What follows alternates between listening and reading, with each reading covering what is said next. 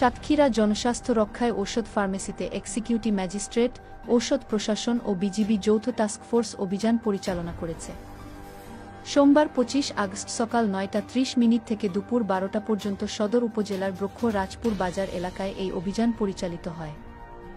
সাতক্ষীরা ব্যাটালিয়নের অধিনায়ক lieutenant colonel Mohammad Ashraful হক এর নির্দেশনায় সাতক্ষীরা জেলা প্রশাসক কার্যালয়ের এক্সিকিউটিভ ম্যাজিস্ট্রেট মোহাম্মদ তাজুল ইসলাম এর নেতৃত্বে অভিযানে অংশ নেন মোহাম্মদ বাশারাফ হোসেন ঔষধ পরিদর্শক।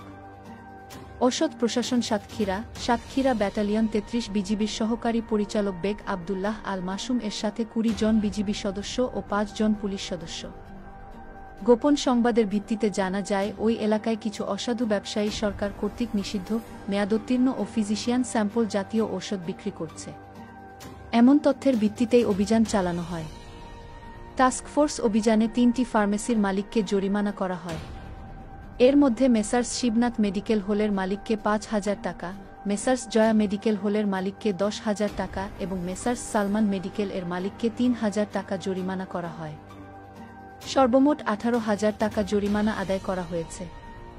পাশাপাশি অভিযানে জব্দকৃত নিষিদ্ধ ও মেয়াদোত্তীর্ণ ঔষধ জনসম্মুখে আগুনে পুড়িয়ে ধ্বংস করা হয়।